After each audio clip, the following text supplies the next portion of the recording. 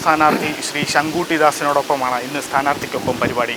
NDA സ്ഥാനാർത്ഥിയായി ഷൊർണൂർ മണ്ഡലത്തിലേക്ക് എത്തുമ്പോൾ ഉള്ള ഒരു പ്രതീക്ഷ എന്താണ്? ജയിക്കാമെന്ന പ്രതീക്ഷയാണുള്ളത്. ഷൊർണൂർ മണ്ഡലം BJPയെ സംബന്ധിച്ചിടത്തോളം വളരെ നല്ല മണ്ഡലമാണ്. ഞങ്ങളിതിനെ ഒരു A ക്ലാസ് മണ്ഡലമായിട്ടാണ് കണക്കാക്കുന്നത്. ഓരോ തിരഞ്ഞെടുപ്പ് കഴിയുമ്പോഴും BJP ക്രമാനുഗതമായി വോട്ടുകൾ വർദ്ധിപ്പിച്ചുകൊണ്ടുവരുന്നൊരു മണ്ഡലമാണ്. നിങ്ങൾക്കറിയാലോ, 2011 10,000 വോട്ടുകൾ മാത്രം ഉണ്ടായിരുന്ന സ്ഥലമാണ്. പക്ഷേ 2016 ആയപ്പോഴേക്കും 28,000 വോട്ടുകളായി, 2021 ആയപ്പോഴേക്കും 37,000 വോട്ടുകളായി.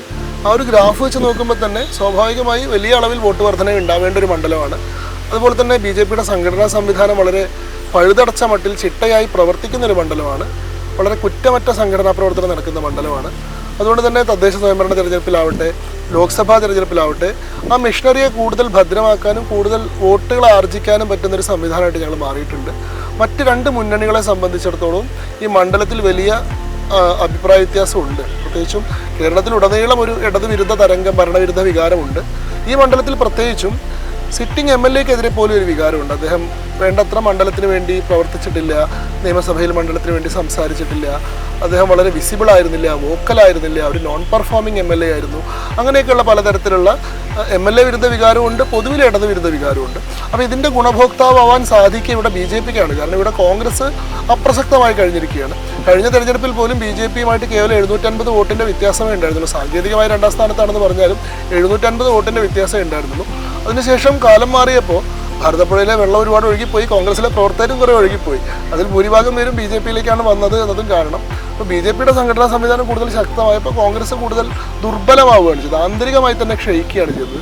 അതിൻ്റെ ഭാഗമായിട്ട് ഇത്തവണ അവർക്കൊരു സ്ഥാനാർത്ഥിയെ പോലും മണ്ഡലത്തിൽ നിന്ന് കണ്ടെത്താൻ കഴിയാതെ വന്നു. പിന്നീട് ഒറ്റപ്പാലം മണ്ഡലത്തിൽ മത്സരിക്കാനിരുന്നിരുന്ന ഒരാളെ അദ്ദേഹത്തിൻ്റെ അതൃപ്തി മാനിക്കാതെ ഇങ്ങോട്ട് കൊണ്ടുവരേണ്ടി വന്നു. അദ്ദേഹം തന്നെ അത് പരസ്യമായി പ്രകടിപ്പിക്കുന്ന സാഹചര്യം ഉണ്ടായി. ഞാൻ ഒറ്റപ്പാലാണ് ആഗ്രഹിച്ചത്, പക്ഷേ പാർട്ടി എന്നോട് ഇവിടെ നിൽക്കാൻ പറഞ്ഞുകൊണ്ട് ഞാൻ നിൽക്കുന്നു, മനസ്സില്ലാ മനസ്സോടെയാണ് മത്സരിക്കുന്നത് എന്ന് പറയുകയുണ്ടായി. പ്രവർത്തനത്തിലും ആ ഒരു സംശയം കാണുന്നുണ്ടായിരുന്നു. ഒരു കോർഡിനേറ്റഡ് ആയിട്ടുള്ള ഒരു ഇലക്ഷൻ ക്യാമ്പയിൻ കോൺഗ്രസിൻ്റെ ക്യാമ്പിൽ നിന്ന് ഉണ്ടായിട്ടില്ല. മുസ്ലിം ലീഗുമായി തന്നെ എന്തൊക്കെയോ തരത്തിലുള്ള അഭിപ്രായ വ്യത്യാസങ്ങൾ ഈ മണ്ഡലത്തിലുണ്ടെന്ന് സംശയിക്കാവുന്ന തലത്തിലാണ് പ്രവർത്തനം ഉണ്ടായിട്ടുള്ളത്. അപ്പോൾ ഇങ്ങനെയുള്ള ഒരുപാട് ഫാക്ടേഴ്സ്, ഒന്ന് മണ്ഡലം BJPക്ക് അനുകൂലമാണ്, BJP ശക്തിയുള്ള മണ്ഡലമാണ്, വോട്ടുള്ള മണ്ഡലമാണ്, സംഘടനാ പ്രവർത്തനം നടക്കുന്ന മണ്ഡലമാണ്. അത് നമ്മുടെ അഡ്വാൻറ്റേജാണ്. അപ്പുറത്താണെങ്കിൽ മറ്റുള്ളവരുടെ ഭാഗത്ത് ഒരുപാട് ഡിസഡ്വാൻറ്റേജുകളുണ്ട്. അപ്പോൾ ഈ രണ്ട് ഘടകങ്ങളും ഒന്നിച്ച് വരുമ്പോൾ തീർച്ചയായിട്ടും ഈ മണ്ഡലത്തിലെ ജനങ്ങളൊരു മാറ്റം ആഗ്രഹിക്കുന്നു എന്നുള്ളത് സുവ്യക്തമാണ്. നരേന്ദ്രമോദിയുടെ നേതൃത്വത്തിൽ ഈ രാജ്യത്ത് ഉണ്ടായിക്കൊണ്ടിരിക്കുന്ന അഭൂതപൂർവ്വമായിട്ടുള്ള വികസന പ്രവർത്തനങ്ങൾ, അതിൻ്റെ ഒരു ആവർത്തനം കേരളത്തിൽ ഉണ്ടാവണമെന്ന് മലയാളികൾ ആഗ്രഹിക്കുന്നുണ്ട്. അതുകൊണ്ട് തന്നെ ഒരു വികസിത കേരളം എന്ന് പറയുന്ന BJPയുടെ ആശയത്തെ അവർ രണ്ട് കൈ നീട്ടി സ്വീകരിക്കുന്നുണ്ട്. അതിനോടനുബന്ധിച്ച് തന്നെ ഈ ഷൊർണൂർ മണ്ഡലത്തിൽ പ്രത്യേകിച്ചും ഷൊർണൂർ മണ്ഡലം ഇങ്ങനെയൊന്നും ആയാൽ പോരാ, ഇതിനേക്കാൾ വളരെയേറെ മുന്നോട്ട് പോകാൻ ശേഷിയുള്ള ക്ഷമതയുള്ളൊരു മണ്ഡലമാണ്. ചരിത്രപരമായി തന്നെ വലിയ ആനുകൂല്യങ്ങൾ ഉണ്ടായിരുന്നൊരു മണ്ഡലമാണ്. പിന്നീട് മാറി മാറി ഭരിച്ചിട്ടുള്ള മുന്നണികൾ അതിൻ്റെ സാധ്യതകൾ ഇല്ലാതാക്കുകയും നിലനിർത്തുകയും പരിപോഷിപ്പിക്കുകയും ചെയ്യേണ്ടിയിരുന്ന മൂല്യങ്ങളെ പോലും തകർത്ത് കളയുകയാണ് ചെയ്തത് എന്ന വികാരം ഈ മണ്ഡലത്തിലുണ്ട്. അപ്പോൾ ഈ മണ്ഡലത്തിൽ മുന്നേറാൻ ഒരു ഭാരതീയ ജനതാ പാർട്ടിയുടെ പ്രതിനിധി വന്നാൽ മാത്രമേ സാധിക്കുകയുള്ളൂ എന്നുള്ളൊരു വികാരം ഇവിടെയുണ്ട്. സ്വാഭാവികമായിട്ടും BJPക്ക് ഇത്തവണ ജയിക്കാൻ കഴിയുന്ന എല്ലാ അനുകൂലമായിട്ടുള്ള ഘടകങ്ങളും ഒത്തിണങ്ങിയിരിക്കുകയാണ്. ഇപ്പം അവസാന ലാപ്പിലേക്ക് എത്തിക്കഴിഞ്ഞു തെരഞ്ഞെടുപ്പ്.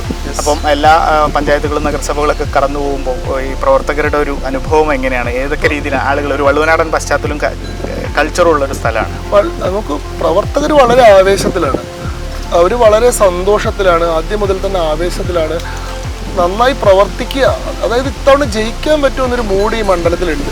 അതുകൊണ്ട് നമ്മുടെ പ്രവർത്തനത്തിൻ്റെ കുറവ് കൊണ്ടൊരിക്കലും നമുക്ക് സ്വാഭാവികമായി കിട്ടിയിട്ടുള്ള ഈ ആനുകൂല്യം നഷ്ടപ്പെടുത്തരുത് എന്നൊരു വികാരം എല്ലാ വിഭാഗം പ്രവർത്തകർക്കിടയിലും കാണുന്നുണ്ട്.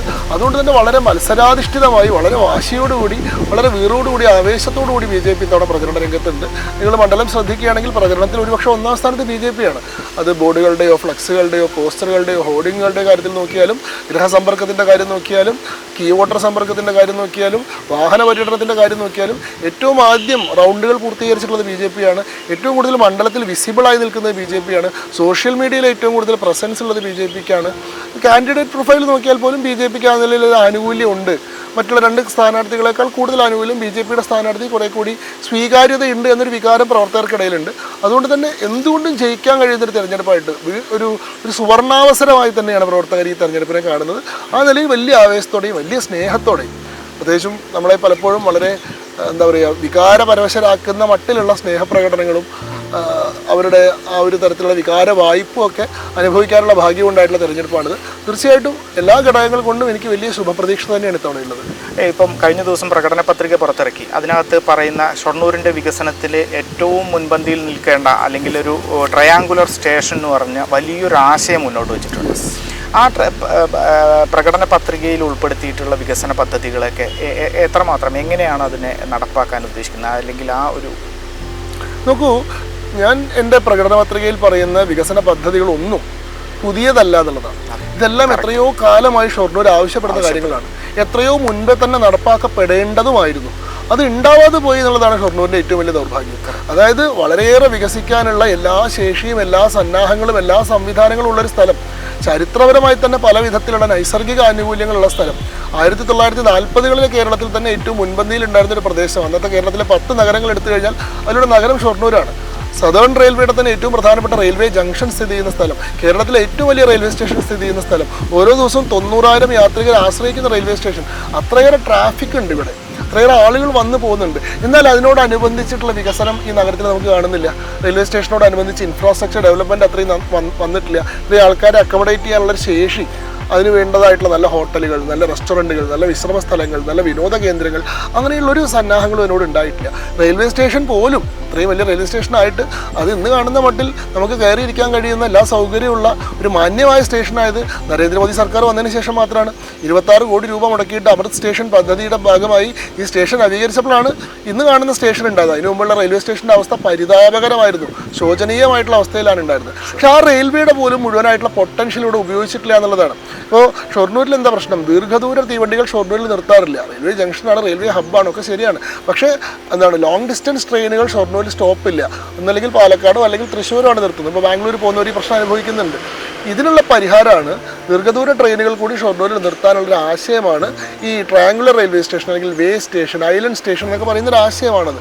3 ട്രാക്കുകളിൽ തമ്മിൽ കണക്ട് ചെയ്യുന്ന ഒരു സ്റ്റേഷൻ ഉണ്ടാക്കി കഴിഞ്ഞാൽ എല്ലാ ട്രെയിനുകൾക്കും ഷൊർണൂരിൽ സ്റ്റേഷൻ ഉണ്ടാവും. അതിൽ ഷൊർണൂർ ഒരു കണക്റ്റിംഗ് പോയിന്റ് ആവും. തെക്കൻ കേരളത്തേക്കും വടക്കൻ കേരളത്തേക്കുമുള്ള ഒരു കോമൺ പോയിന്റ് ആയിട്ട് ഷൊർണൂർ മാറും. ഷൊർണൂർ റെയിൽവേ സ്റ്റേഷൻ്റെ പ്രാധാന്യം ആ നിലയിൽ വർദ്ധിക്കും. ഷൊർണൂരിലേക്കുള്ള ട്രെയിൻ ട്രാഫിക് ആവട്ടെ, യാത്രികരുടെ എണ്ണം ആവട്ടെ, ആ നിലയിൽ വർദ്ധിക്കും. അങ്ങനെ വർദ്ധിച്ചു കഴിഞ്ഞാൽ ഇത്രയും ആളുകൾ ഉപയോഗിക്കുന്ന ഒരു പ്രദേശം എന്നുള്ള രീതിയിൽ ഷൊർണൂരിൻ്റെ എക്കോണമി തന്നെ, സാമ്പത്തിക മേഖല തന്നെ ആ രീതിയിൽ പുഷ്ടിപ്പെടും. തുടങ്ങിയിട്ടുള്ള ഒരുപാട് കാര്യങ്ങളുണ്ട്. ഇത് ഒ രാജഗോപാൽ കേന്ദ്ര റെയിൽവേ സഹമന്ത്രിയായിരുന്ന സമയത്ത് വിഭാവനം ചെയ്ത പദ്ധതിയാണ്. പക്ഷേ അതിനായിട്ട് പിന്നീട് ഒരു ഫോളോ അപ്പ് ഉണ്ടായിട്ടില്ല. അതിന് വേണ്ടിയിട്ട് കാര്യങ്ങൾ മുന്നോട്ട് കൊണ്ടുപോകാനോ അത് പഠിച്ചിട്ട് ഒരു പ്രോജക്റ്റ് റിപ്പോർട്ട് തയ്യാറാക്കാനോ അങ്ങനെ ഒരു പ്രപ്പോസൽ കേന്ദ്രത്തിൽ സമർപ്പിക്കാനോ അത് നടപ്പാക്കപ്പെടുന്നു എന്ന് ഉറപ്പുവരുത്താൻ വേണ്ടി അതിൻ്റെ പുറകെ നിരന്തരമായി ലൈസൺ വർക്ക് നടത്താനോ അതിന് വേണ്ട കേന്ദ്ര ഫണ്ട് സമാഹരിക്കാൻ വേണ്ടതായിട്ടുള്ള പ്രവൃത്തികൾ നടത്താനോ ഒന്നും ഷൊർണൂരിനെ പ്രതികരിച്ചിട്ടുള്ള MLA മാരോ കേരളം ഭരിച്ചിട്ടുള്ള മുന്നണികളോ തയ്യാറായിട്ടില്ല എന്നുള്ളതാണ്. അതേപോലെ തന്നെ ഏറ്റവും പ്രധാനമായിട്ടുള്ളൊരു കാര്യമാണ് ഇപ്പോൾ നിലമ്പൂർ നഞ്ചങ്കോട് പാത. 2016-17 ബജറ്റിലല്ല, റെയിൽ നോട്ട്ബുക്കിൽ 6000 കോടി രൂപ കേന്ദ്ര സർക്കാർ ഇയർമാർക്ക് ചെയ്ത് അലോട്ട് ചെയ്തിട്ടുള്ളതാണ്. അതിനുവേണ്ടി DPR തയ്യാറാക്കാൻ DMRCനെ ചുമതലപ്പെടുത്തിയിരുന്നു. 2 കോടി രൂപ അന്നത്തെ സംസ്ഥാന സർക്കാർ അതിനുവേണ്ടി അഡ്വാൻസ് പേയ്മെൻറ്റ് കൊടുത്തിരുന്നു. എന്നാൽ ഇടതുപക്ഷത്തിൻ്റെ സർക്കാർ വന്നപ്പോൾ ഈ അഡ്വാൻസ് പേയ്മെൻ്റ് ആയിട്ടുള്ള 2 കോടി രൂപ തിരിച്ചെടുക്കുകയും ആ പ്രോജക്റ്റിനുള്ള തത്വത്തിലുള്ള അംഗീകാരം പിൻവലിക്കുകയാണ് ചെയ്തിട്ടുള്ളത്. ഇത് ഷൊർണൂരിന് നഷ്ടം സംഭവിച്ചിട്ടുള്ള കാര്യമാണ്. കാരണം ഈ പദ്ധതി വന്നിരുന്നെങ്കിൽ ഷൊർണൂരിലേക്കുള്ള തീവണ്ടികളുടെ എണ്ണം വർദ്ധിക്കുമായിരുന്നു, യാത്രികരുടെ എണ്ണം വർദ്ധിക്കുമായിരുന്നു. ഷൊർണൂരിന് വലിയൊരു നഷ്ടമാണ് അവിടെ സംഭവിച്ചിട്ടുള്ളത്. അതേപോലെ തന്നെ റെയിൽവേ മെഡിക്കൽ കോളേജ്, ഞാൻ എൻ്റെ പ്രകടന പത്രികയിൽ പറയുന്നുണ്ട്, ഒരു നല്ല ആശുപത്രി ഇല്ലാത്ത സ്ഥലമാണ് ഷൊർണൂർ. കിടത്തി ചികിത്സിക്കാൻ സൗകര്യമുള്ള നല്ല അത്യാധുനിക സൗകര്യങ്ങളുള്ള ആശുപത്രി ഇല്ല. അങ്ങനെ ഒരു അത്യാവശ്യം വന്നു കഴിഞ്ഞാൽ ആളുകൾ ഒറ്റപ്പാലത്തേക്കോ പാലക്കാട്ടേക്കോ തൃശ്ശൂരിലേക്കോ പോകേണ്ട സാഹചര്യമാണ്. ഇത് പരിഹരിക്കാൻ ഷൊർണൂരിലെ ഏറ്റവും വലിയ ലാൻഡ് ഓണർ റെയിൽവേയാണ്. ഏതാണ്ട് 350 ഏക്കർ ഭൂമി റെയിൽവേയുടെ കയ്യിലാണ്. അപ്പോൾ ആളുകളെ കുടിയൊഴിപ്പിക്കാണ്ട് പുതിയ സ്ഥലം ഏറ്റെടുക്കാതെ റെയിൽവേയുടെ കയ്യിലുള്ള ഭൂമിയിൽ റെയിൽവേ കൊണ്ട് തന്നെ ഒരു അത്യാധുനിക സൗകര്യങ്ങളുള്ളൊരു മെഡിക്കൽ കോളേജ് ആരംഭിപ്പിച്ചു കഴിഞ്ഞാൽ അതിൻ്റെ അനുഭവം ഷൊർണൂരിന് മാത്രമല്ല, ഈ പറയുന്ന ഒറ്റപ്പാലം പാലക്കാട് പ്രദേശത്തിന് മുഴുവൻ ഈ പറയുന്ന റെയിൽവേ മെഡിക്കൽ കോളേജ് ഒരു വലിയ കേന്ദ്രമായി ആരോഗ്യ പരിപാലന രംഗത്തെ ഒരു അഭിമാന കേന്ദ്രമായി മാറും. അതിന് വേണ്ടതായിട്ടുള്ള നടപടികൾ സ്വീകരിക്കാൻ ഇവിടെ ആരും തയ്യാറായിട്ടില്ല എന്നുള്ളതാണ്. എത്രയോ സംസ്ഥാനങ്ങളിൽ നിലവിൽ വന്നിട്ടുണ്ട്. റെയിൽവേ മെഡിക്കൽ കോളേജ് ഒരു പുതിയ ആശയമല്ല, പല സംസ്ഥാനങ്ങളിലുണ്ട്. നമ്മുടെ സംസ്ഥാനത്ത് ഉണ്ടാവാത്തത് അത് നടപ്പാക്കാനുള്ള പൊളിറ്റിക്കൽ വിൽ പവർ ഇവിടെ ഇല്ല എന്നുള്ളതാണ്. അതിന് പുറകെ നടന്ന് സഞ്ചരിച്ച് അത് ചെയ്തെടുക്കാനുള്ള ഒരു കപ്പാസിറ്റിയുള്ള പൊട്ടൻഷ്യലുള്ള ലീഡർഷിപ്പ് ഇവിടെ ഇല്ല എന്നുള്ളതാണ്. അപ്പോൾ ഇതൊക്കെ ലോങ് സ്റ്റാൻഡിങ് ഡിമാൻഡുകളാണ്. ഷൊർണൂരിൻ്റെ വ്യവസായം ഞാൻ പറഞ്ഞാൽ ഈ പറഞ്ഞ എല്ലാ ആനുകൂല്യമുള്ള സ്ഥലമാണ് ഷൊർണൂർ. ചരിത്രപരമായിട്ടുള്ള ആനുകൂല്യം ഷൊർണൂരിലുണ്ട്. കേരളത്തിലെ തന്നെ ഏറ്റവും ആദ്യത്തെ ഉരുക്ക് വ്യവസായം ആരംഭിക്കുന്നത്, അയൺ ആൻഡ് സ്റ്റീൽ ഇൻഡസ്ട്രികൾ ആരംഭിക്കുന്നത് ഷൊർണൂരിലാണ്. അതിനൊരു കാരണമുണ്ട്. കാരണം ഷൊർണൂരിൻ്റെ ഒരു സ്ട്രാറ്റജിക് ലൊക്കേഷനാണ്. കേരളത്തിൻ്റെ മധ്യത്തിലാണ്. തെക്കൻ കേരളത്തിൽ നിന്നും വടക്കൻ കേരളത്തിൽ നിന്നും ഇക്വി ഡിസ്റ്റൻ്റ് ആയിട്ടുള്ള പോയിൻ്റാണ്. എത്തിച്ചേരാൻ എളുപ്പമുള്ളൊരു സ്ഥലമാണ്. തീവണ്ടികൾക്ക് വരാൻ അതേപോലെ തന്നെ ചരക്കുകൾ കൊണ്ടുവരാനൊക്കെ റെയിൽ കണക്ടിവിറ്റി കൂടുതലുള്ള സ്ഥലമാണ്. ഭൂമിയുടെ ലഭ്യത കൂടുതലുള്ള സ്ഥലമാണ്, ജനസാന്ദ്രത കുറവായിട്ടുള്ള പ്രദേശമായതുകൊണ്ട് ഭൂമി ഏറ്റെടുക്കാൻ പ്രയാസമില്ല. ആളുകളെ കുടിയൊഴിപ്പിക്കാതെ തന്നെ ഭൂമി ഉണ്ടാവും, കൃഷിക്കാവട്ടെ വ്യവസായത്തിനായിക്കോട്ടെ. ജലത്തിൻ്റെ ലഭ്യതയും കൂടുതലാണ്. ഭാരതപ്പുഴ, തൂതപ്പുഴ തുടങ്ങിയിട്ടുള്ള 2 പുഴകൾ ചേർന്ന് ഒഴുകുന്ന സ്ഥലമായതുകൊണ്ട് ജലലഭ്യത കൂടുതലാണ്. ഇതെല്ലാം ഒരു ഇൻഡസ്ട്രി സെറ്റപ്പ് ചെയ്യാൻ ഏറ്റവും അനുകൂലമായിട്ടുള്ള ഘടകങ്ങളാണ്. ഇതുകൊണ്ടാണ് ബ്രിട്ടീഷുകാരുടെ കാലത്ത് തന്നെ ഒരു റെയിൽവേ ജംഗ്ഷൻ ഷൊർണൂരിൽ വെക്കുന്നത്, ഈ സ്ട്രാറ്റജിക്കൽ ലൊക്കേഷൻ കണ്ടതുകൊണ്ടാണ്. അതുകൊണ്ടാണ് അയൺ ആൻഡ് സ്റ്റീൽ ഇൻഡസ്ട്രികൾ ഇവിടേക്ക് വരുന്നത്. ഒരു കാലത്ത് ദക്ഷിണ ഭാരതത്തിൻ്റെ ജംഷഡ്പൂരാവും എന്ന് പറഞ്ഞിരുന്ന സ്ഥലമാണ് ഈ ഷൊർണൂർ. പക്ഷെ ഇപ്പം എന്താ പറ്റിയത്? ആ കാര്യത്തിലേക്ക് യാതൊരു നോട്ടവും ഇല്ലാണ്ട് ഷൊർണൂരിൻ്റെ ഈ സിദ്ധിയെ പറ്റി, ഈ ശേഷിയെ പറ്റി വേണ്ടത്ര ആലോചനയില്ലാത്ത, അതിന് വേണ്ടത്ര പരിഗണന കൊടുക്കാത്ത, ആ കാര്യത്തിൽ ശ്രദ്ധ കേന്ദ്രീകരിക്കാത്ത ആളുകൾ ഭരിച്ചുകൊണ്ട് ഷൊർണൂരിൻ്റെ വ്യവസായ മേഖല പതുക്കെ ഇല്ലാതായിക്കൊണ്ടിരിക്കുകയാണ്. ഇപ്പോൾ സിംകോ 350 തൊഴിലാളികൾ പണിയെടുത്തിരുന്ന സ്ഥലത്ത് ഇപ്പോൾ 30 പേര് മാത്രമേ പണിയെടുക്കുന്നുള്ളൂ. ഗവൺമെൻറ്റിൻ്റെ മെറ്റൽ ഇൻഡസ്ട്രീസ് നാമമാത്രമായിട്ടുള്ള പ്രവർത്തികൾ മാത്രമേ നടക്കുന്നുള്ളൂ. ഒരു കാലത്ത് ഊട്ടിയിലേക്കും അതേപോലെ തന്നെ വയനാട്ടിലേക്കും അതേപോലെ തന്നെ ഇടുക്കിയിലേക്കും നീലഗിരിയിലേക്കൊക്കെ തേയിലത്തോട്ടങ്ങളിലേക്ക് ഷൊർണൂരിൽ നിന്നുള്ള കൈക്കോട്ടും പിക്കാക്സും ഇല്ലെങ്കിൽ പണിയിടന്നിരുന്നില്ല. ആ സ്ഥലങ്ങളിലൊക്കെ ഇപ്പോൾ സമാന്തര മാർക്കറ്റുകൾ അവർ കണ്ടെത്തി. കാരണം ഷൊർണൂരിൻ്റെ പ്രൊഡക്ഷൻ അത്രയും കുറഞ്ഞു. ഇത് പരിഹരിക്കപ്പെടേണ്ടേ? ഷൊർണൂരിലൊരു ഇൻഡസ്ട്രിയൽ സോൺ വേണ്ടേ? ആ ഒരു ആവശ്യം എത്രയോ കാലമായി ഷൊർണൂരിലെ വ്യവസായ മേഖല ആവശ്യപ്പെടുന്നതാണ്. പക്ഷെ അതിന് വേണ്ടിയിട്ടുള്ളൊരു പദ്ധതി ഉണ്ടായിട്ടില്ല. യുവാക്കൾക്ക് തൊഴിലിന് വേണ്ടി ആശ്രയിക്കാൻ പറ്റുന്ന ഏറ്റവും നല്ല സ്ഥലമാണ്. ഞാൻ ഈ പറഞ്ഞ ഇക്വിഡിസ്റ്റൻ പോയിന്റാണ്. അപ്പോൾ നമ്മൾ ടെക്നോ പാർക്ക് ഉണ്ടാക്കിയത് തിരുവനന്തപുരത്ത് കഴക്കൂട്ടത്താണ്. വടക്കൻ കേരളത്തിലുള്ള ആളുകളെ സംബന്ധിച്ചിടത്തോളം വലിയ പ്രയാസമാണ്, എത്ര ദൂരെ യാത്ര ചെയ്യണം. അതേസമയത്ത് ഷൊർണൂരാണ് IT പാർക്ക് വന്നിരുന്നെങ്കിൽ കേരളത്തിലുള്ള എല്ലാ വിഭാഗത്തിൽപ്പെട്ട ആളുകൾക്കും ആശ്രയിക്കാവുന്ന ഒരു കോമൺ പോയിന്റ് ആയി മാറുമായിരുന്നില്ലേ? അത് കേരളത്തിൻ്റെ IT ഹബ്ബായി തന്നെ ഷൊർണൂരിന് മാറാൻ സാധിക്കുമായിരുന്നു. കോയമ്പത്തൂരിൽ നിന്ന് ഒരു ആളുകൾക്ക് വരാൻ ഇത്ര എളുപ്പമുള്ള സ്ഥലം വേറെയുണ്ടോ? അപ്പോൾ അങ്ങനെയൊക്കെയുള്ള ഭാവനാത്മകമായിട്ടുള്ള പദ്ധതികളുടെ അഭാവമാണ്. ഷൊർണൂരിൻ്റെ എന്തെങ്കിലും കുറവല്ല, ഷൊർണൂരിനെ നയിച്ചിട്ടുള്ള ആളുകളുടെ വിഷൻ്റെ കുറവാണ് യഥാർത്ഥത്തിൽ ഷൊർണൂരിനെ പുറകോട്ടടിച്ചത് എന്നുള്ളതാണ്. ഇതൊക്കെ ഞാൻ ഭാവിയെപ്പറ്റി പറയുന്ന കാര്യങ്ങളാണ്. ഇതൊക്കെ IT പാർക്ക് ആവട്ടെ, ഇൻഡസ്ട്രിയൽ സോൺ ആവട്ടെ, ട്രയാങ്കുലർ റെയിൽവേ സ്റ്റേഷൻ ആവട്ടെ, ഇതൊക്കെ ഷൊർണൂരിൽ നടപ്പാക്കണമെന്ന് ഞാൻ ആഗ്രഹിക്കുന്ന പദ്ധതികളാണ്. പക്ഷെ നോക്കൂ, ഷൊർണൂരിൽ ഇതിനോടകം തന്നെ നടപ്പാവേണ്ടിയിരുന്ന എത്രയോ കാര്യങ്ങളുണ്ട്, ഇന്നലെ തന്നെ നടത്തേണ്ടിയിരുന്ന പദ്ധതികളുണ്ട്. അതായത് അടിസ്ഥാന സൗകര്യത്തിൻ്റെ കാര്യത്തിലുള്ള പരിമിതി. വികസനം എന്ന് പറയുന്നത് നമ്മൾ നാളത്തെ തലമുറയെ കരുതി, അടുത്ത തലമുറയെ കരുതി ഭാവിയിലേക്കുള്ള നീക്കിയിരിപ്പായിട്ട് നടത്തുന്നതാണ്. അതല്ല, ആദ്യം അതിനൊരു അടിത്തറ വേണ്ടേ? ഒരു നീഡ് ഹയറാർക്കി പറയുമ്പോൾ ആദ്യം പ്രൈമറി നീഡ്സ് സാറ്റിസ്ഫൈ ചെയ്യണ്ടേ? വെള്ളം, ഭക്ഷണം, വസ്ത്രം, പാർപ്പിടം, ഇതൊക്കെ അടിസ്ഥാന ആവശ്യമല്ലേ? കുടിവെള്ളക്ഷാമം അനുഭവിക്കുന്ന 4 പഞ്ചായത്തുകൾ ഷൊർണൂർ നിയോജക മണ്ഡലത്തിലുണ്ട്. 2 പുഴ ചേർന്ന് ഒഴുകുന്ന സ്ഥലമായിട്ടും പുഴയിൽ നിറച്ച് വെള്ളമുണ്ട്, ആളുകൾക്ക് നല്ല ദാഹമുണ്ട്. പക്ഷെ പുഴയിലെ വെള്ളം ശുദ്ധീകരിച്ച് ആളുകളുടെ ദാഹം മാറ്റാൻ വേണ്ട പദ്ധതിയില്ല.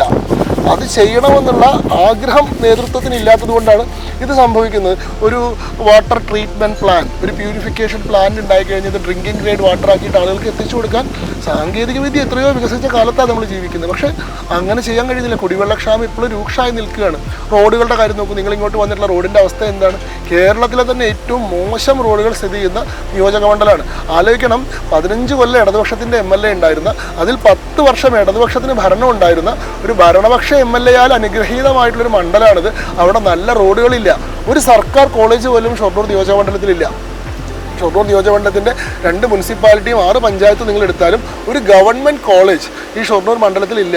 അത് അടിയന്തരമായി പരിഹരിക്കേണ്ട പ്രശ്നമല്ലേ? കുട്ടികൾ പഠിക്കണമെങ്കിൽ എന്താ പറയുക, ഫീസില്ലാണ്ട് മെറിറ്റിൽ പഠിക്കണമെങ്കിൽ പുറത്തേക്ക് പോയാലേ പറ്റുള്ളൂ എന്ന് പറയുന്ന അവസ്ഥ ഇവിടെ നിലനിൽക്കുന്നുണ്ട്. കൃഷി, ഷൊർണൂർ കൃഷിയുടെ കാര്യത്തിൽ വളരെ പ്രസിദ്ധമായിട്ടുള്ള സ്ഥലമാണ്. ഇപ്പോൾ നമ്മുടെ ചളവറയാണ് എന്താ പറയുക, വള്ളുവനാടിൻ്റെ നെല്ലറ എന്ന് വിളിക്കുന്ന പ്രദേശമാണ് ചളവറ.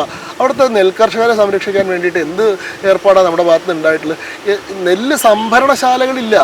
അതേപോലെ തന്നെ കർഷകരിൽ നിന്ന് നേരിട്ടിട്ട് അവരുടെ ഉൽപ്പന്നം ഏറ്റെടുക്കാൻ വേണ്ടിയിട്ടുള്ള FPOകളോ അങ്ങനത്തെ സംവിധാനങ്ങളൊന്നും ഷൊർണൂരിൽ ഉണ്ടായിട്ടില്ല എന്നുള്ളതാണ്. അപ്പോൾ ഇതൊക്കെ അടിയന്തരമായി പരിഹരിക്കേണ്ട കാര്യങ്ങളാണ്. ആരോഗ്യ മേഖലയിലെ പ്രശ്നങ്ങൾ, ഈ പറഞ്ഞ പോലെ നല്ല കിടത്തി ചികിത്സിക്കാൻ സൗകര്യമുള്ള ആശുപത്രികളില്ല എന്നുള്ളതൊക്കെ അടിയന്തരമായി പരിഹരിക്കേണ്ട പ്രശ്നങ്ങളാണ്. അപ്പോൾ ഈ പ്രശ്നങ്ങൾക്കാണ് ഞങ്ങൾ മുൻഗണന കൊടുക്കുന്നത്. അതോടൊപ്പം തന്നെ ഭാവിയെ കരുതിയുള്ള പദ്ധതികളുണ്ട്. സാംസ്കാരികമായിട്ടുള്ള ഷൊർണൂരിൻ്റെ പ്രൗഢിയും പ്രസക്തിയും, ഇപ്പോൾ വിവേകാനന്ദ സ്വാമികളുടെ പാദസ്പർശം പതിഞ്ഞിട്ടുള്ള സ്ഥലമാണ്. കേരളം സന്ദർശിക്കാൻ വിവേകാനന്ദ സ്വാമികൾ വന്നിറങ്ങുന്നത് ഷൊർണൂർ റെയിൽവേ സ്റ്റേഷനിലാണ്. അവിടെ വിവേകാനന്ദ സ്വാമികൾക്കൊരു സ്മാരകമില്ല. അതിന് വേണ്ടിയിട്ട് 2013 25 ലക്ഷം രൂപ നീക്കി വെച്ചിട്ട് ആ പദ്ധതി എവിടെ എത്തിയില്ല. ശില്പം ഉണ്ടായില്ല. 25 ലക്ഷം എവിടെ പോയി എന്ന് അറിയില്ല. ഞാനിപ്പോൾ ആ സ്ഥലത്ത് പോയിരുന്നു. അപ്പോൾ അവിടെ പോയപ്പോൾ ഇങ്ങോട്ട് നോക്കിയാൽ ഇവിടെയാണ് വിവേകാനന്ദ സ്വാമികളുടെ സ്മാരകം വരേണ്ടതെങ്കിൽ ആ സ്ഥലം ശുദ്ധശൂന്യമായി കിടക്കുന്നു. ഇങ്ങോട്ട് നോക്കിയാൽ അവിടെ ഒരു ബോർഡുണ്ട്, ഫ്രൈഡ് ചിക്കൻ്റെ, KFC ഫ്രൈഡ് ചിക്കൻ. അങ്ങോട്ട് നോക്കിയാൽ വേറൊരു ബോർഡുണ്ട്, എന്താ, തണുപ്പിച്ച കള്ള്. ഇതാണ് വിവേകാനന്ദ സ്മാരകത്തിൻ്റെ സ്ഥലത്ത് ഇപ്പോൾ സ്ഥിതി ചെയ്യുന്നത്. അതിൻ്റെ പൈതൃകത്തോട് ഷൊർണൂർ നഗരം ഭരിച്ചിട്ടുള്ള ആളുകൾ ചെയ്തത് എന്താണ് എന്ന് ഞാനൊന്ന് ഓർമ്മിപ്പിക്കുകയാണ്. അതേപോലെ തന്നെ VP Menon, Vayyarath Pangunni Menon, integration of Indian states, നമ്മുടെ സർദാർ വല്ലഭായ് പട്ടേലിൻ്റെ വലങ്കയായി പ്രവർത്തിച്ച് ഓരോ നാട്ടുരാജ്യങ്ങളെയായി സാമദാന ഭേദദണ്ഡങ്ങൾ ഉപയോഗിച്ചുകൊണ്ട് ഇന്ത്യയിലേക്ക് കൂട്ടിച്ചേർത്തിട്ടുള്ള ഒരു മഹാമനീഷിയാണ്. നമ്മുടെ സർദാർ പട്ടേലിനെ സ്റ്റീൽ മാൻ ഓഫ് ഇന്ത്യ എന്നാണ് പറയുന്നത്, ലോഹപുരുഷൻ എന്നാണ് പറയുന്നത്. അദ്ദേഹം സ്റ്റീൽ മാൻ ആവുന്നത് VP മേനോൻ എന്നുള്ളൊരു ലോഹക്കൂട്ടുള്ളത് കൊണ്ടാണ്. അദ്ദേഹത്തിന് ഈ നാട്ടുകാരനാണ്, അനങ്ങനാടിക്കാരനാണ്. അദ്ദേഹത്തിന് യുക്തമായിട്ടുള്ളൊരു സ്മാരകം ഈ ഷൊർണൂർ മണ്ഡലത്തിലില്ല. അത് നിർമ്മിക്കും എന്നത് BJP പ്രകടന പത്രികയിൽ പറയുന്നുണ്ട്. അപ്പം അങ്ങനെ നിരവധിയായിട്ടുള്ള വിവിധ മേഖലകൾ, ഇപ്പോൾ ശുചിത്വ ഷൊർണൂർ ഞങ്ങൾ മുന്നോട്ട് വയ്ക്കുന്ന പദ്ധതിയാണ്. ഷൊർണൂരിൻ്റെ ഒരു ശുചിത്വമുള്ള, ഇന്ത്യയിലെ തന്നെ ഏറ്റവും തിരഞ്ഞെടുക്കപ്പെട്ട ശുചിത്വമുള്ള നഗരങ്ങളിൽ ഒന്നാക്കി ഷൊർണൂരിനെ മാറ്റുക. അപ്പോഴേ ഷൊർണൂരിൻ്റെ യഥാർത്ഥ ടൂറിസ്റ്റ് പൊട്ടൻഷ്യൽ നമുക്ക് എക്സ്പ്ലോർ ചെയ്യാൻ പറ്റുള്ളൂ. കാരണം ഷൊർണൂർ വലിയ ടൂറിസ്റ്റ് സാധ്യതയുള്ളൊരു സ്ഥലമാണ്. വെള്ളിനേഴി പോലെയുള്ള കലാഗ്രാമങ്ങൾ, പൈതൃക ഗ്രാമങ്ങൾ സ്ഥിതി ചെയ്യുന്ന സ്ഥലമാണ്. കൂനത്ര പോലെ, തോൽപ്പാവക്കൂത്ത് പോലെയുള്ള പാരമ്പര്യ കലകൾക്ക് വലിയ പ്രസക്തിയുള്ള സ്ഥലമാണ്. 2 പുഴകളുള്ളത് കൊണ്ട് തന്നെ ജലോത്സവത്തിന് വലിയ സാധ്യതയുള്ള, വള്ളംകളി മത്സരം പോലെയുള്ള ജലോത്സവങ്ങൾക്ക് വലിയ സാധ്യതയുള്ള സ്ഥലമാണ്. 57 കലകൾ ഷോക്കേസ് ചെയ്യുന്ന കലാഗ്രാമം പോലെയുള്ള സാധ്യതകൾ ഉപയോഗപ്പെടുത്താതെ കോൾഡ് സ്റ്റോറേജിൽ വെച്ചിരിക്കുന്ന സ്ഥലമാണ്. അപ്പോൾ ഇത്തരം സാധ്യതകളെയൊക്കെ ഉപയോഗപ്പെടുത്തിക്കൊണ്ട് ഷൊർണൂരിനെ ഒരു ടൂറിസ്റ്റ് പോയിൻ്റാക്കി. അതേപോലെ തന്നെ എത്രയോ ക്ഷേത്രങ്ങൾ, ഒരു സ്പിരിച്വൽ സർക്യൂട്ടിന് വലിയ സാധ്യതയുള്ള സ്ഥലമാണ്. ഈ ടെമ്പിൾസിനെയൊക്കെ കണക്ട് ചെയ്തുകൊണ്ട് ഒരു സ്പിരിച്വൽ സർക്യൂട്ട് ഉണ്ടാക്കാൻ പറ്റുന്ന ഒരു പദ്ധതിക്ക് സാധ്യതയുള്ള സ്ഥലമാണ്. അപ്പോൾ ആ ക്ഷേത്രങ്ങളുടെ പ്രാധാന്യവും ആ നിലയിൽ വർദ്ധിക്കും. കേരളത്തിൽ എല്ലായിടത്തുമുള്ള ആളുകൾക്കും, ഇന്ത്യക്ക് അകത്ത് തന്നെയുള്ള എല്ലാ സംസ്ഥാനങ്ങളിൽ നിന്നുള്ളവർക്കും ഷൊർണൂരിലെ ക്ഷേത്രങ്ങൾ തേടി വരാം. ഇവിടെ പ്രധാനപ്പെട്ട ലോകമറിയാത്ത ഒരുപാട് ക്ഷേത്രങ്ങളുണ്ട്. ഇവിടെ 3 മൂർത്തി ക്ഷേത്രം എന്ന് പറയുന്നൊരു ക്ഷേത്രമുണ്ട്. ഒരേ വിഗ്രഹത്തിൽ 3 മൂർത്തികൾ, ത്രിമൂർത്തികൾ, ബ്രഹ്മൻ, വിഷ്ണു, മഹേശ്വരൻ, 3 ബാലഭാവത്തിലുള്ള ക്ഷേത്രമൊക്കെ ഉണ്ട്. അപ്പം അങ്ങനെ പ്രസിദ്ധങ്ങളായിട്ടുള്ള, നമ്മളിപ്പോൾ ഇരിക്കുന്ന ആര്യങ്കാവിലാണ്, 96 ദേശങ്ങളുടെ അതിദേവതയായിട്ടുള്ള ആര്യങ്കാവിലെ അമ്മയാണ്. കവളപ്പാറ മഹാദേവൻ, കവളപ്പാറ എന്താ പറയുക, കവളപ്പാറ മൂപ്പിൽ നായരെ രാജാവാക്കി മാറ്റുന്നത് മഹാദേവൻ്റെ ആ ഒരു പ്രതാപമാണ്. അപ്പം അങ്ങനെയുള്ള എത്രയോ ക്ഷേത്രങ്ങൾ, പ്രസിദ്ധമായിട്ടുള്ള ക്ഷേത്രങ്ങൾ സ്ഥിതി ചെയ്യുന്നുണ്ട്.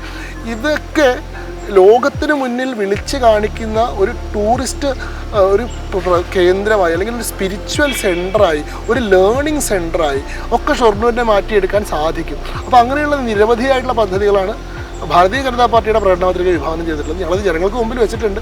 ജനങ്ങളത് വായിക്കുകയും മനസ്സിലാക്കുകയും ചെയ്യുന്നുണ്ട്. അവർ തീർച്ചയായിട്ടും അത് സ്വീകരിക്കുകയും അത് നടപ്പാക്കാനുള്ള ഒരു അന്തരീക്ഷം സൃഷ്ടിക്കുകയും ചെയ്യുന്നുള്ള എൻ്റെ പ്രതീക്ഷ. ഓക്കെ, ഈ കേന്ദ്ര സർക്കാരിൻ്റെ ഒരു സഹായത്തോടു കൂടിയുള്ള വികസന പദ്ധതികൾ നടപ്പാക്കാനാണ് ഉദ്ദേശിക്കുന്നതെന്ന് നേരത്തെ പറഞ്ഞിട്ടുണ്ട്. അപ്പോൾ അതിൽ യുണീക്കായിട്ട് നമുക്ക് പറയാൻ കഴിയുന്ന, അല്ലെങ്കിൽ ഇപ്പോൾ 1 റെയിൽവേ സ്റ്റേഷൻ പറഞ്ഞിട്ടുണ്ട്, 1 ഷെഫീൽഡിൻ്റെ കാര്യം പറഞ്ഞു, അത്തരത്തിൽ ഷൊർണൂരെ മാറ്റി നിർത്താൻ 2 പുഴകൾക്ക് നടുവിലുള്ള 2 ജില്ലകളുടെ ബോർഡറായിട്ട്, മലപ്പുറത്ത് അങ്ങോട്ട് കിടക്കും, ഇപ്പുറത്ത് തൃശ്ശൂരിലേക്ക് കിടക്കുന്ന ബോർഡർ, അതിനിടയിൽ നമുക്ക് ചെയ്യാൻ കഴിയുന്ന ഏറ്റവും നന്നായി ആശയത്തിൽ, അതായത് ഒരു യങ്ങറായിട്ടുള്ള ഒരു സ്ഥാനാർത്ഥി എന്നുള്ള നിലയിൽ നോക്ക്, ഞാൻ പറയുന്നത് ഷൊർണൂരിൻ്റെ വികസനം എന്ന് പറയുന്നത് കേന്ദ്ര സർക്കാരിനെ മാറ്റി നിർത്തി ചെയ്യാൻ കഴിയുന്ന ഒന്നല്ല. കാരണം നമ്മൾ ഈ പറഞ്ഞ ഷൊർണൂരിൻ്റെ എല്ലാ വികസന പദ്ധതികളും ഒരു തരത്തിൽ അല്ലെങ്കിൽ മറ്റൊരു തരത്തിൽ കേന്ദ്ര മന്ത്രാലയങ്ങളുമായി ബന്ധപ്പെട്ട് കിടക്കുക. അപ്പോൾ നമ്മൾ പറഞ്ഞ റെയിൽവേ വികസനം, അതിലിപ്പോൾ നിലമ്പൂർ നഞ്ചങ്കോട് പാതയാവട്ടെ, ട്രയാങ്കിൾ സ്റ്റേഷൻ ആവട്ടെ, റെയിൽവേ മെഡിക്കൽ കോളേജ് ആവട്ടെ, ഇതെല്ലാം കേന്ദ്ര റെയിൽവേ മന്ത്രാലയത്തിൻ്റെ അംഗീകാരം ആവശ്യമുള്ളതാണ്. അതേപോലെ തന്നെ ഇപ്പോൾ ഇൻഡസ്ട്രിയൽ പാർക്കിൻ്റെ കാര്യം നമ്മൾ പറയുന്നു, അതിന് സെൻട്രൽ മിനിസ്ട്രിയുടെ ഫണ്ട് നമുക്ക് ആവശ്യമുണ്ട്. വലിയ അളവിലുള്ള ഫണ്ടിങ് ആവശ്യമുള്ളൊരു പദ്ധതിയാണത്. അതേപോലെ തന്നെ IT പാർക്കിൻ്റെ കാര്യം, ഇൻഫ്രാസ്ട്രക്ചർ ഡെവലപ്മെൻറ്റിൻ്റെ കാര്യം. ഇപ്പോൾ മൺപാത്ര തൊഴിലാളികൾ ധാരാളമുള്ള സ്ഥലമാണ് ഷൊർണൂർ. അവർക്ക് അസംസ്കൃത വസ്തുക്കൾ കിട്ടുന്നതിന് വലിയ പരാധീനതകളുണ്ട്. കേന്ദ്ര സർക്കാരിൻ്റെ വിശ്വകർമ്മ യോജന എന്ന് പറയുന്ന പദ്ധതിയുടെ ഗുണഫലം അവരിലേക്ക് എത്തിക്കാൻ സാധിക്കും. കുടിവെള്ളക്ഷാമത്തിൻ്റെ പ്രശ്നം പരിഹരിക്കാൻ വേണ്ടി ജൽജീവൻ മിഷൻ പോലെയുള്ള പദ്ധതികൾ നമുക്കിവിടെ കൊണ്ടുവരാൻ സാധിക്കും. അപ്പോൾ ഏത് മേഖലയിലും സെൻട്രൽ ഗവൺമെൻറ് ഇൻ്റർഫറൻസിന് വലിയ പ്രസക്തിയുള്ള സ്ഥലമാണ്. പക്ഷെ അതിന് എന്ത് വേണം? കേന്ദ്രവുമായി ചേർന്ന് പ്രവർത്തിക്കാൻ സാധിക്കുന്നൊരു MLA വേണം. ഇടതുപക്ഷത്തിൻ്റെ MLAയോ വലതുപക്ഷത്തിൻ്റെ MLAയോ വന്നാൽ എന്ത് സംഭവിക്കുന്നു? അവർ കേന്ദ്രവുമായിട്ട് നിതാന്തമായിട്ടുള്ള ശത്രുതയിലാണ്, അകാരണമായിട്ടുള്ള വൈര്യത്തിലാണ്. അവർ കേന്ദ്രത്തിൻ്റെ ഒരു പദ്ധതിയോടും സഹകരിക്കില്ല. കേന്ദ്ര സർക്കാരിൻ്റെ ഒരു ആനുകൂല്യം ഞങ്ങൾക്ക് ആവശ്യമില്ല. കേന്ദ്രം എന്ത് ചെയ്താലും ഞങ്ങൾ അതിനെ എതിർക്കും. കേന്ദ്രത്തിൻ്റെ ഒരു പദ്ധതിയുടെയും ഗുണഫലം നാട്ടിലെ ജനങ്ങൾക്ക് അനുഭവിക്കാൻ ഞങ്ങൾ സമ്മതിക്കില്ല എന്ന് പറയുന്ന കേന്ദ്രത്തോട് മുഖം തിരിഞ്ഞു നിൽക്കുന്ന സമീപനമാണ് ഇടതും വലതും സ്വീകരിക്കുന്നത്. അതുകൊണ്ട് തന്നെ ഈ 2 ഗവൺമെൻറ്റുകളും ഒന്നിച്ച് പ്രവർത്തിക്കാത്തതുകൊണ്ട്, ഹാർമോണിയസ് ആയിട്ട്, കൺസ്ട്രക്റ്റീവായിട്ട്, സിംബയോട്ടിക് ആയിട്ട് പ്രവർത്തിക്കാത്തതിൻ്റെ ദോഷം അനുഭവിക്കുന്ന ആരാ? ഇവിടുത്തെ ജനങ്ങളാണ്. അപ്പോൾ ഇതിന് പരിഹാരം കാണാൻ എന്ത് വേണം? കേന്ദ്രവുമായി നല്ല ബന്ധം പുലർത്തുന്ന ഷൊർണൂരിൻ്റെ കാര്യങ്ങൾ കേന്ദ്രത്തിൽ എത്തിക്കാനും കേന്ദ്രത്തിൻ്റെ ശ്രദ്ധ ഷൊർണൂരിലേക്ക് പതിപ്പിക്കാനും പറ്റുന്ന, ഷൊർണൂരിൻ്റെ വികസന സാധ്യതകളെ പറ്റി നല്ലവണ്ണം പഠിച്ച് കൃത്യമായിട്ടുള്ള പ്രോജക്റ്റ് റിപ്പോർട്ടുകളും പ്രപ്പോസലുകളും തയ്യാറാക്കി അത് കേന്ദ്ര മന്ത്രാലയങ്ങൾക്ക് മുന്നിൽ സമർപ്പിച്ച് അതിന് കേന്ദ്രത്തിൻ്റെ അംഗീകാരം മേടിച്ചെടുത്ത് അത് നടപ്പാക്കാൻ ആവശ്യമായിട്ടുള്ള കേന്ദ്ര ഫണ്ടുകൾ കേന്ദ്രത്തിൽ നിന്ന് സമാഹരിച്ച് ആ ഫണ്ട് ഷൊർണൂരിലേക്ക് എത്തിച്ച് 5 വർഷത്തിനുള്ളിൽ ഷൊർണൂരിൽ ധാരാളമായിട്ടുള്ള വികസന പ്രവർത്തനങ്ങൾ നടത്താൻ സാധിക്കുന്ന, കേന്ദ്രവുമായി നല്ല ബന്ധം പുലർത്തുന്ന ഒരു MLA വേണം. അത് ആർക്കാണ് ആവാൻ സാധിക്കുക? അത് ഭാരതീയ ജനതാ പാർട്ടിയുടെ MLAക്ക് മാത്രമേ ആവാൻ സാധിക്കുള്ളൂ. അപ്പോൾ ഷൊർണൂരിൻ്റെ വികസനം എന്ന് പറയുന്നത് ഷൊർണൂരിൻ്റെ അടിസ്ഥാന സൗകര്യ വികസനമാവട്ടെ, ഭാവിയെ കരുതിയിട്ടുള്ള വികസനമാവട്ടെ, അപ്പം അങ്ങ് പറഞ്ഞ പോലെ ഒരുപാട് സാധ്യതകൾ ഷൊർണൂരിനുണ്ട്. ഷൊർണൂർ നഗരം പാലക്കാട് ജില്ലയിലാണെങ്കിൽ പോലും തൃശ്ശൂരിനോട് കുറേ കൂടി സമാനത പുലർത്തുന്ന സ്ഥലമാണ്.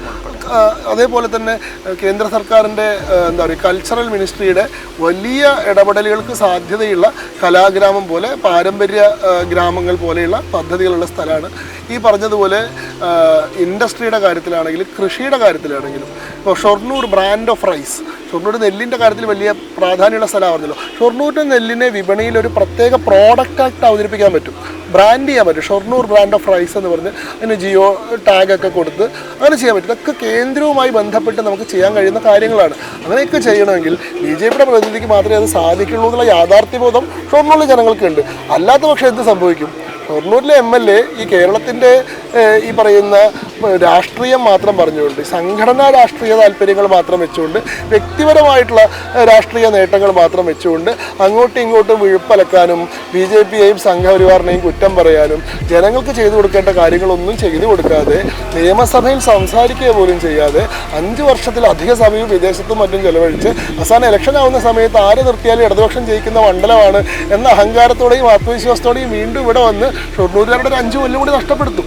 അതല്ല ഇനി മറ്റു ആൾക്കാരെ വരുന്നതെങ്കിൽ ഒരു വ്യത്യാസം ഉണ്ടാകും. മുതൽ 2 കൂട്ടരും ഒരേ നാണയത്തിൻ്റെ 2 വശങ്ങളാണെന്നുള്ളത് മലയാളിക്ക് അവരുടെ ചരിത്രം കൊണ്ടും അനുഭവം കൊണ്ടും ബോധ്യപ്പെട്ടിട്ടുള്ള കാര്യമാണ്. അപ്പോൾ ഒരു മാറ്റത്തിനാണ് ഷൊർണൂർ തയ്യാറാവേണ്ടത്. കാരണം ഷൊർണൂർ അർഹിക്കുന്ന ഒരു മാറ്റമാണ്, ഒരു പുതിയ പന്ഥാവിലേക്കുള്ള ഒരു യാത്രയാണ്, ഒരു പരിവർത്തനമാണ്, എല്ലാ അർത്ഥത്തിലുമുള്ള ഒരു സ്വയം നവീകരണമാണ് ഷൊർണൂർ അർഹിക്കുന്നത്.